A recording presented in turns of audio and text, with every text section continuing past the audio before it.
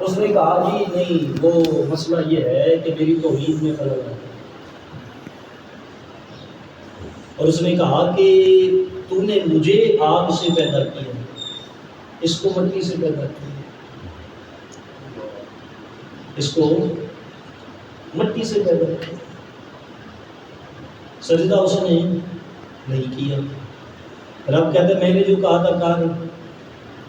پھر بھی اس نے، یہاں بھی مسئلہ کچھ ایسا ہی ہے. رب کہتا ہے مان، یہ کہتا ہے نہیں.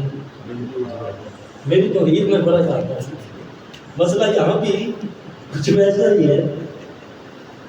کہا کہ خدا کے نور کو اپنی طرح سمجھتے ہیں، کون لوگ ہیں اور کس کے اثر میں رہتے ہیں،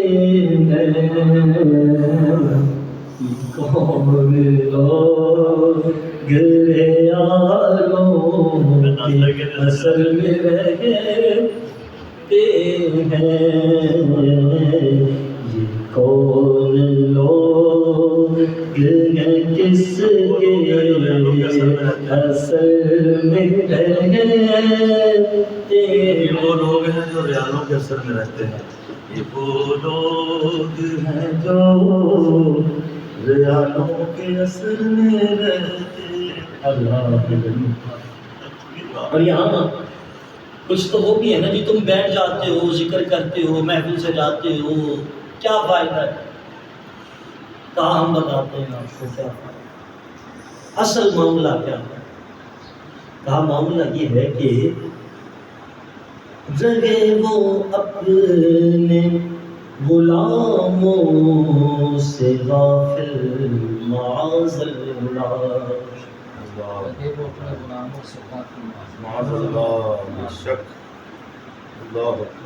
کہا اصل معاملہ یہ ہے خوشا نصیب ہم کی نظر میں رہتے ہیں،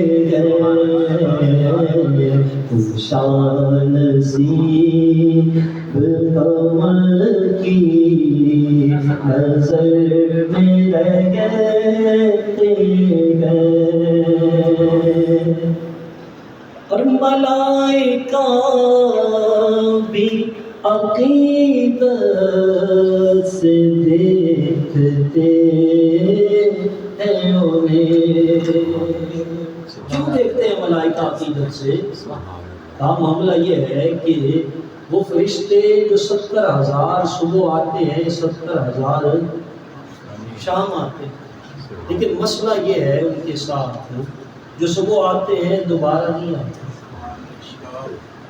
اور جس کو ایک مرتبہ اذن بارگاہ ملا، شرف حاضری ملا، قیامت تک دوبارہ نہیں ملے. لیکن سرکار کے عشاق انہیں بار بار اذن حاضری میں شرف بارگاہ ملتا ہے. اس لیے وہ فرشتے کیا کرتے ہیں؟ ملائکہ بھی عقیدت سے دیکھتے ہیں انہیں. جو خوش نصیب نبی کے نگر میں رہ گئے